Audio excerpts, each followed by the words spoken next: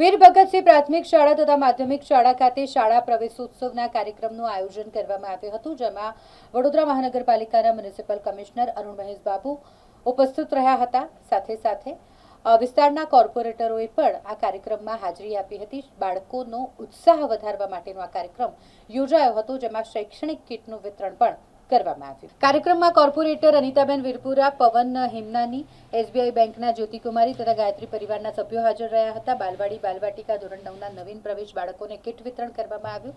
શાળામાં નિયમિત હાજરી ધરાવતા બાળકોને વાર્ષિક પરીક્ષામાં પ્રથમ અને દ્વિતીય ક્રમે આવેલા વિદ્યાર્થીઓને ઇનામો આપી સન્માનિત કરવામાં આવ્યા, જેમ કે બાહ્ય પરીક્ષા, જ્ઞાન સાધના, સીઈટી અને એનએમએસએસના તેજસ્વી વિદ્યાર્થીઓને પણ પ્રોત્સાહિત કરવામાં આવ્યા હતા। ફતેપુરામાં આપણે વીર ભગતસિંહ પ્રાથમિક શાળામાં અહીંયા આવવાનું મને મોકો મળ્યો, એ બદલ હું નગર પ્રાથમિક શિક્ષણ સમિતિના ટીમ મેમ્બર્સને આભાર।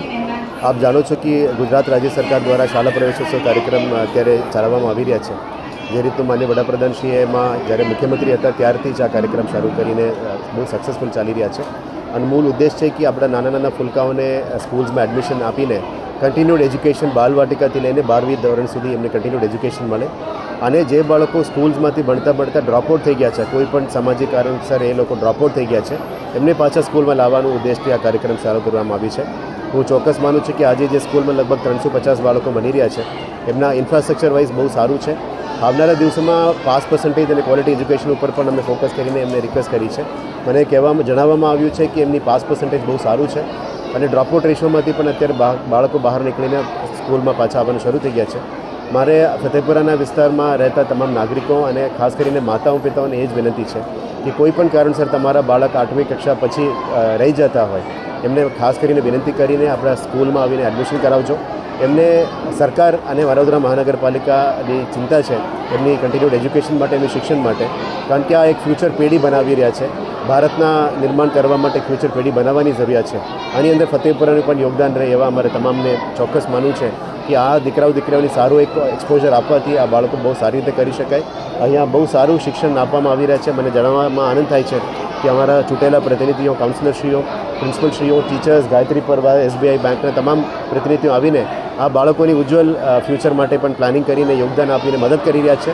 ત્યારે મીડિયાના મિત્રો મારફતે પણ અમે એ જ વિનંતી છે, આ બેટી બચાવો બેટી પઢાઓ અભિયાન, ભારત સરકારના સ્કૂલ ચલો અભિયાન અને ગુજરાત રાજ્ય સરકારના શાળા પ્રવેશોને કમ્બાઈન કરીને આપણે ફ્યુચર પેઢીઓ ફતેપુરાથી બનાવીએ અને ચોક્કસ માનવીએ આપણે વિકસિત ભારત અને વિકસિત ગુજરાત સાથે આપણે વિકસિત વડોદરા પણ અહીંથી જ બનાવવા માટે આપણે કલ્પના કરીએ।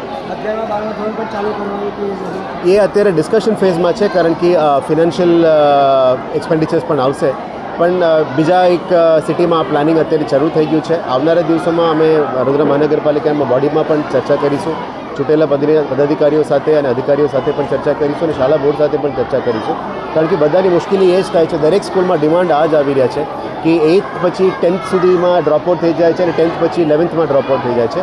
એ ડ્રોપઆઉટ ના થાય અને બાળકોનું પેઢી સારી રીતે બની શકે, એટલે બાલવાટિકાથી 12th સુધી કેવી રીતે કરાય એના ઉપર અમે ચર્ચા વિમર્શ કરીને આગળ વધીશું।